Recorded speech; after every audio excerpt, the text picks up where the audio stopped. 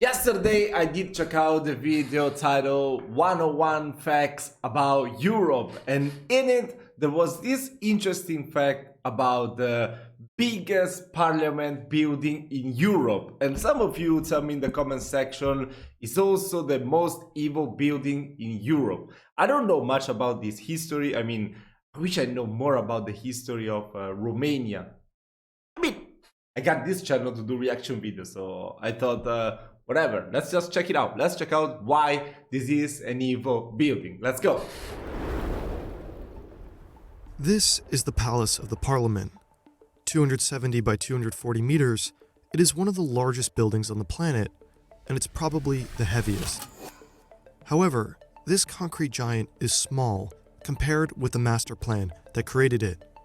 In the late 1970s, Romania's communist leader decided he wanted something new. A socialist capital that centralized his country's political institutions and cemented his reign. Over the course of a decade, Nicolo Ceausescu set in motion one of the most destructive master plans in human history, removing a section of Bucharest as large as Venice. Ew. Romania is special. Located on the eastern end of the European continent, it's home to one of the most seismically active areas in Europe. The Vrancian mountain range within the Carpathians produces unusually strong earthquakes.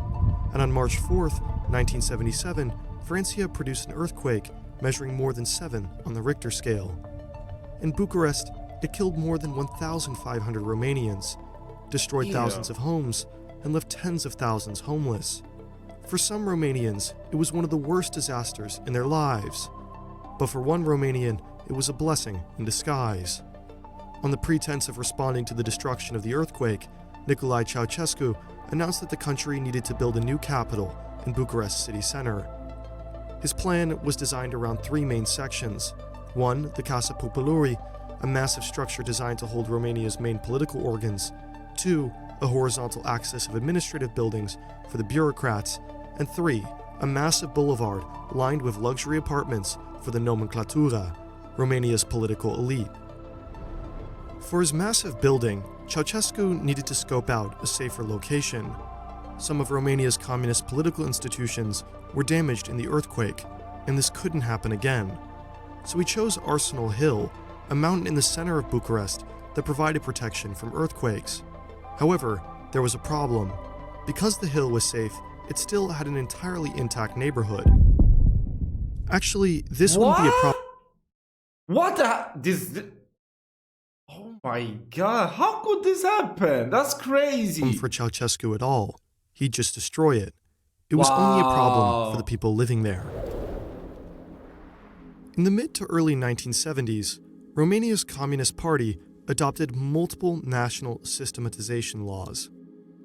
The fundamental goal was to develop backwards regions and prioritize dense urban areas over rural ones. To do this, the party ordered villages to be converted into miniature cities with civic centers, functional zoning, and high-density buildings. At face value, it didn't seem entirely bad. Density can be good. But Romania's communists were impatient. By the mid-1980s, the party proposed that thousands of villages in Romania had to be entirely demolished and the population relocated to different villages in order. Wow, the radicals. Thousands of villages and. Wow! Oh to produce denser, more productive areas. Fortunately for many, this didn't end up happening. Romanians chose revolution over central planning. But the individual neighborhoods in Bucharest weren't as lucky. Ceausescu ordered the destruction of more than 10,000 homes and forcibly evicted more than 50,000 families. 50,000 With a new blank canvas, families! he could start building. He launched a competition and received multiple designs. A big fan of North Korea, one of the concepts he received looks like it came straight out of Pyongyang. Made by the 20-something-year-old architect, Anca Petrescu, she purposely built large papier-mâché models to help convince Ceausescu to choose her designs. And it worked. Although her North Korean design wasn't chosen, she proposed another variation that did. Considerably thinner than what we know the building as today, it still featured its unique four corners. Nonetheless, it's hard not to notice how different it still looks. See, exactly what you'd expect from a communist central planner, Ceausescu was a control freak who wasn't very easy to please. He and his equally controlling wife would visit the building's construction site around 3 times a week. They wanted the columns to be Doric, Ionic, and then Doric again. Windows that were round now needed to be square. He needed one more floor, then another one, and then another one. He destroyed marble staircases, ordered them rebuilt, ordered them destroyed again, and then ordered them rebuilt again. It had no air conditioning, specifically because Ceausescu feared a poison attack, and he would order people to measure flowers on decorating columns in order to make sure that they were symmetrical. Over the course of the building's construction, it would take up around 30% of the entire country's budget. And overseeing the entire construction... How much? Take up around 30% of the... 30%! Bro, what? Oh my god, this is unbelievable. Entire country's budget. And overseeing the entire construction and reconstruction was Anka, the chief architect, who underneath her had 700 other individual architects and thousands of workers working in 3 shifts 24/7. Because Ceausescu was a man of the Romanian people, he ordered that the entire building should be locally sourced from Romanian materials. His palace required around 1 million cubic meters of marble, 550,000 tons of cement, 700,000 tons of steel, 2 million tons of sand, 900,000 cubic meters of wood, 3,500 tons of crystal, 220,000 square meters of carpet, and 3,500 square meters of leather. Ceausescu and his communist cronies created an entire crystal industry in Romania to help build thousands of individual chandeliers. While he organized a political apparatus that scanned the streets to catch and punish families who used more than one 40-watt light bulb, his palace was rigged with tens of thousands. While he cut central heating and hot water from Romanian households, he commanded the construction of a building that today requires the same amount of power as a mid-sized town. Wow. His building is made up of more than 1,000 individual rooms and has 14 floors, 10 above ground and 4 what the beneath. hell? The That's building crazy. is also supposedly fitted with an atomic bunker and a tunnel system that could have secured an escape in case of the need for an evacuation. Unfortunately for Ceausescu and his wife, their tunnels wouldn't be useful enough in time. Now that he had a design for his building, Ceausescu also needed an equally monumental axis. Called the Victory of Socialism Boulevard, it would purposely be made longer than the Champs-Élysées, around 3.5 kilometers in length and 90 meters wide. Lining his boulevard are 10-story apartment buildings that were intended for key members of his party. From a distance, his boulevard seems like it completely disregards the native conditions of the city, as though the buildings were just glued on. And that's because they were. Eugenio Iordachescu was a Romanian also known as the Engineer of Heaven. Concerned about the planned communist destruction, he developed a system to move churches and historical buildings on rails. This allowed him and others to save historical buildings that would have otherwise stood in the way of Ceausescu's grand plans.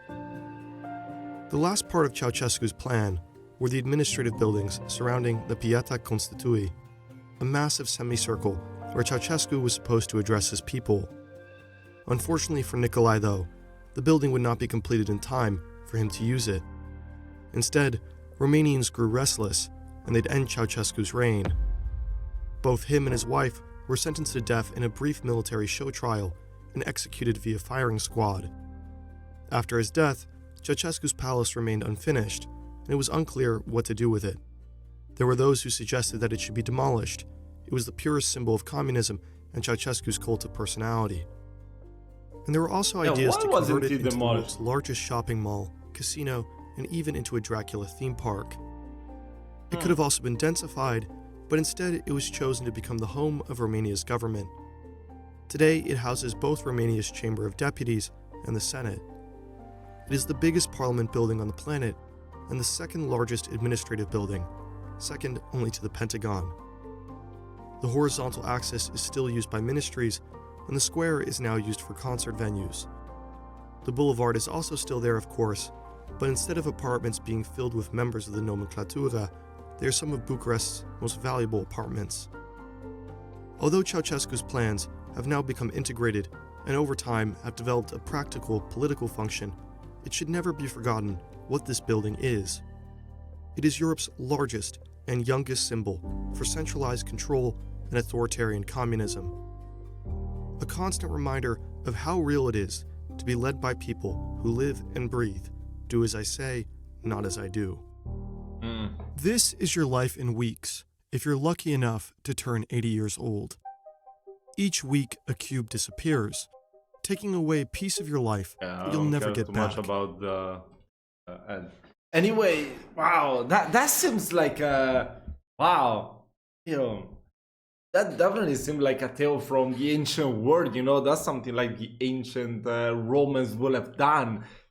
Oh my god, that's crazy! Wow. I mean, I don't know too much about the history of Romania.